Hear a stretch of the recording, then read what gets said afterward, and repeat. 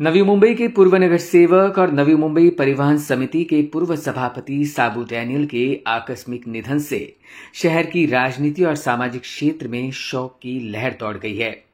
अपने कार्यकाल में उल्लेखनीय कार्यों की छाप छोड़ने वाले डैनियल को शहर के विकास पुरुषों में गिना जाता था।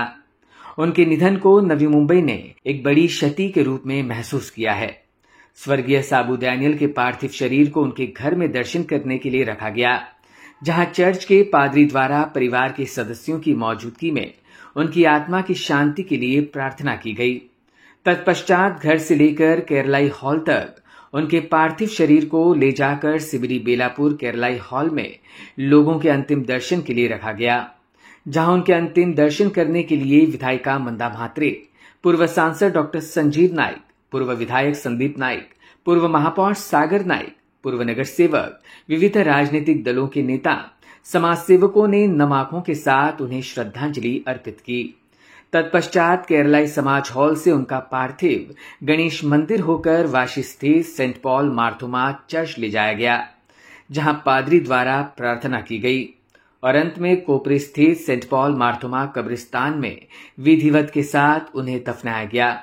जिन लोगों ने उनके साथ वर्षों तक काम किया, उन्होंने बताया कि साबू डैनियल न सिर्फ एक कुशल नेता थे, बल्कि एक संवेदनशील और दूरदर्शी व्यक्तित्व के धनी भी थे।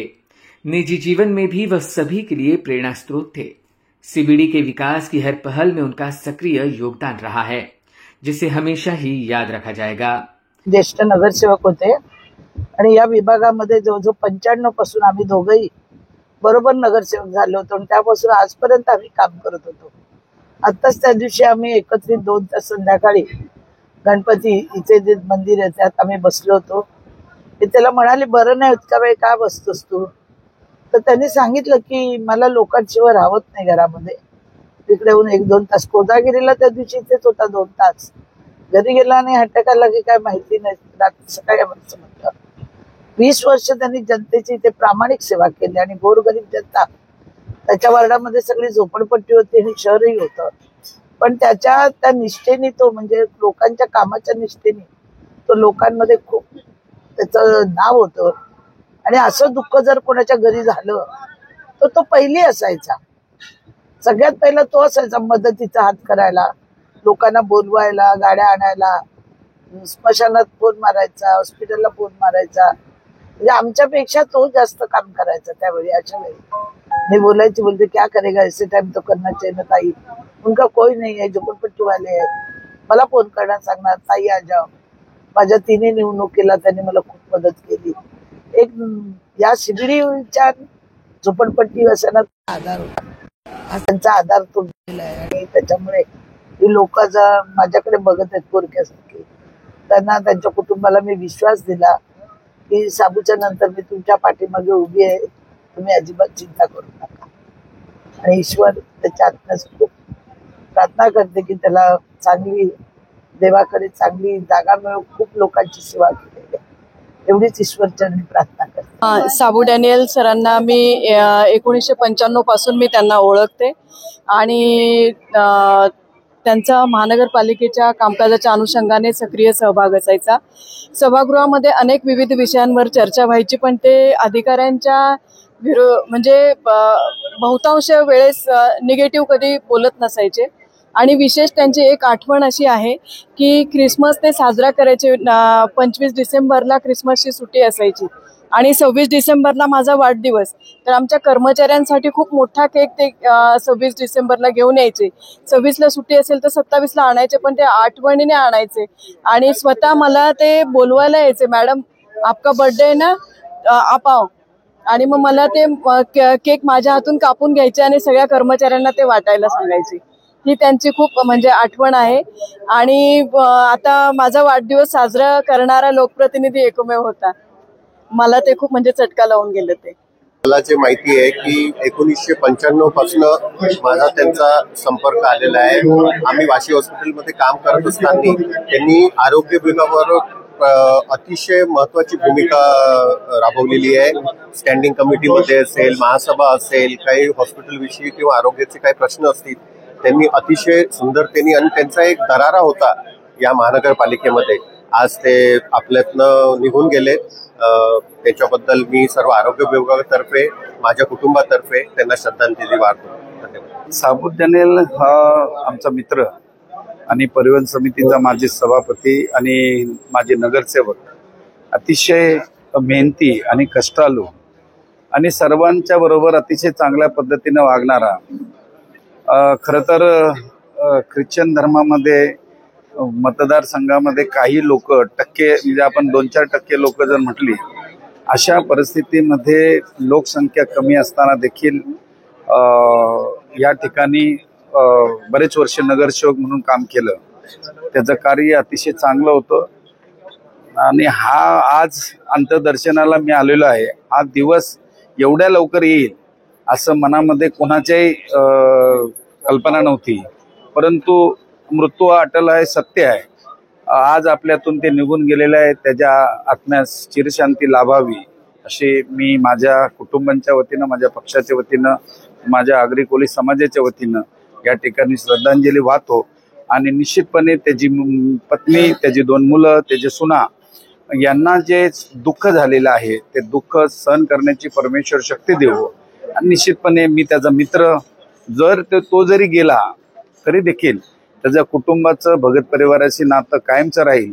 त्यांच्या सुखदुःखामध्ये निश्चितपणे आम्ही कायमस्वरूपी राहू अशी या ठिकाणी सांगतो. आणि दुसरी गोष्ट अशी की एक सामाजिक बांधिलकीने आज आपण पाहतोय एवढी गर्दी, शेवटचा दिवस गोड व्हावा आपण जो म्हणतो, आणि आपली संपत्ती किती आहे किंवा काय बाकीच्या गोष्टी किती काय आहेत, परंतु जेव्हा प्रेतावर जेव्हा लोक एवढी मोठ्या संख्येने येतात, त्याच्यात अर्थ असा की त्यांचा जो जन्मापासून मृत्यूपर्यंत जो काम आहे तो चांगला असतो. त्याच्यात अंत्यविधीला लोक जमा होत असतात.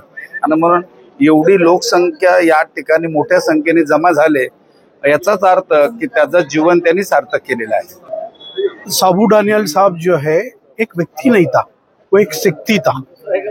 विवेकानंद नगर CBD बेलापुर में उनका दबदबा था. गरीब लोगों का घर में कुछ भी हो उसमें वो पहुंच जाते थे. सुख में दुख में हर विषय में वो पहुंच जाते थे. आखिरी तक वो जो है उनका जो वर्चस्व जो है ना कायम रखा उन्होंने.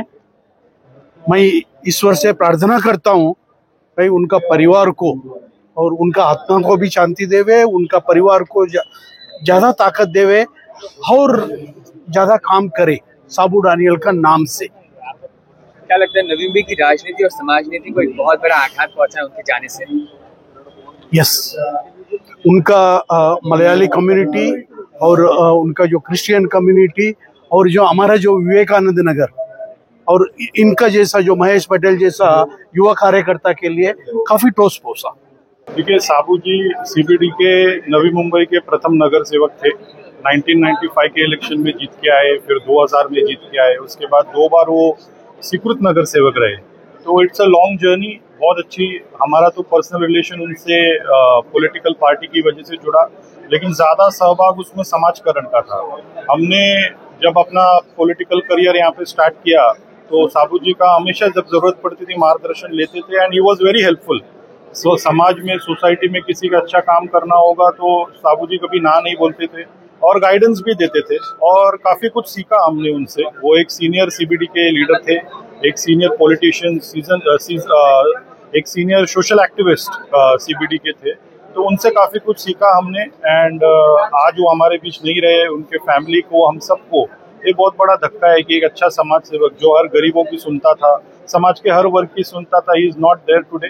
वो तो घाटा कोई भर नहीं पाएगा, but still we pray for good और may his soul rest in peace and condolence to his family and all his supporters. Thank you. हे मोठी क्षती आहे खऱ्या अर्थानं, कारण सगळ्या समाजाला बांधून ठेवणं, हिंदू मुस्लिम सिख ईसाई सर्व समाजाला, बौद्ध धर्माला सगळ्यांना बांधून घेऊन जाणारा एक असा युवा नेतृत्व होतो आमच्यातलं.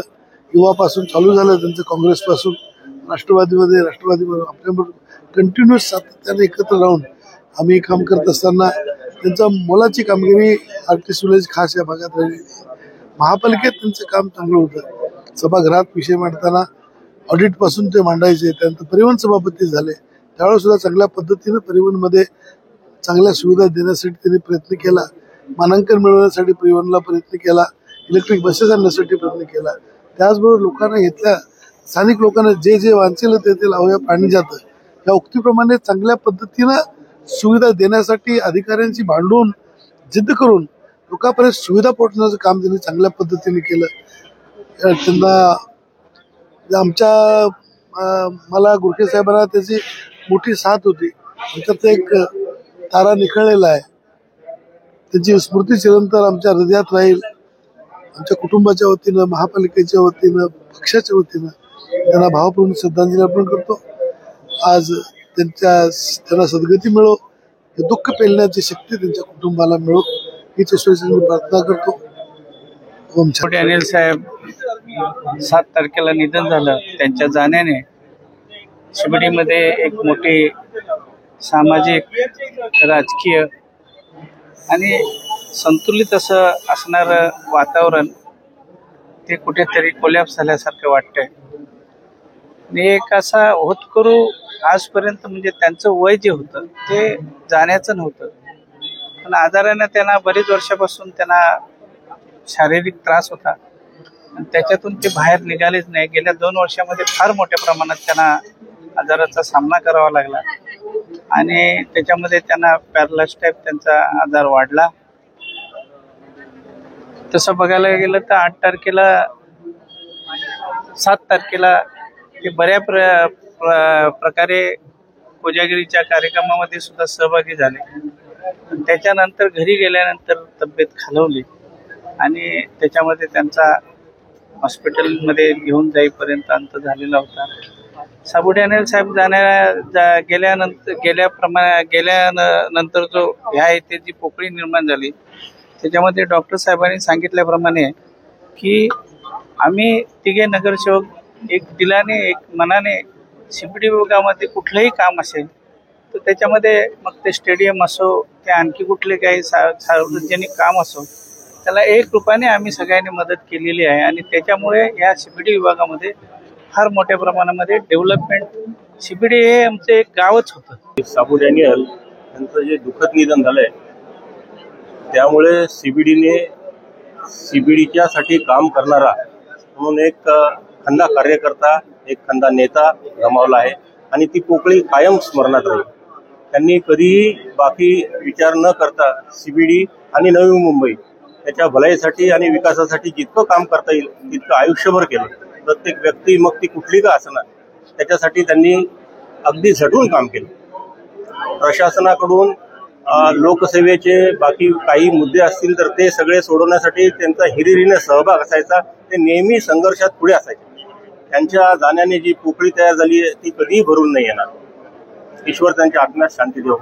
शिबडीचा राजा साहित्य मित्रमंडळाचे प्रमुख सल्लागार तसेच आमचे आधारस्तंभ सन्माननीय श्री साबुडे अनिल साहेब यांचं दिनांक 7 ऑक्टोबर रोजी निधन झालं.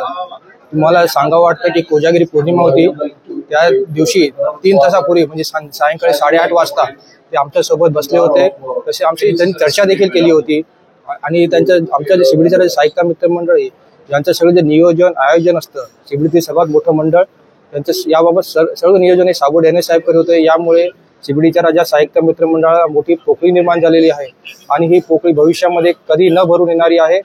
तसेच साबुडे अनिल साहेबांच्या समाजकारण तसेच राजकारणाबाबत सांगायचं झालं तर साबुडे अनिल साहेब मागील 3 वेळा म्हणजे जवळपास 15 वर्ष नगरसेवक होते. तसेच नवी मुंबई महानगरपालिका परिवहन समितीचे सभापती देखील होते. त्यांच्या कामात त्यांनी शिबडीतील जे युवा कार्यकर्ते आहेत त्यांचे जे मित्रपरिवार आहेत त्यांना नक्कीच रोजगार संधी उपलब्ध करून दिल्या. त्याबद्दल आजही त्यांना सर्व शिबडीतील रमाबाई नगर झोपडपट्टी असो, संभाजीनगर असो, दुर्गामात अशा गोरगरिबांचे कैवारी म्हणून त्यांना आम्ही मानत होतो. ते आमच्या निधन नक्कीच आम्हाला अतिशय दुखवतो. तसे त्यांना कुटुंबातून सावरण्याची देवा पटेल समाज शिबिडी बेलापूर व अंबाजी गौशाळा कुठलंही काम असो, ऍडमिशन असो, पोलीस स्टेशन असो, सोशल असो, झोपडपट्टीची लोक कुठली असो, कोण गोरगरीब असो, सगळ्यांचा कैवारी म्हणजे साबुडे.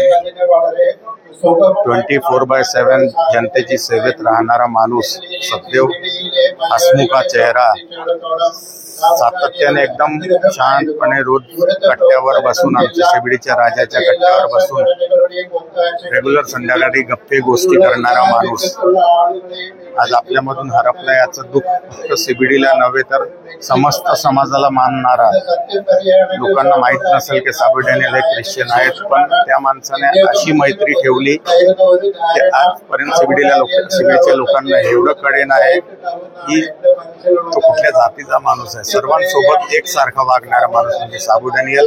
खरंच मोठं दुःख आहे साई एकता मित्र मंडळ सीबीडीच्या राजाला व पटेल समाजाला, अंबाजी गौशाळा सर्वांना. थँक्यू. ओम शांती ओम. देव त्यांच्या आत्म्यास शांती लाभो, त्यांच्या कुटुंबाला याच्यातून सावरण्याची शक्ती देवो. सदैव आम्ही डॅनियल परिवारासोबत आहोत आणि राहणार. Bureau input EW network.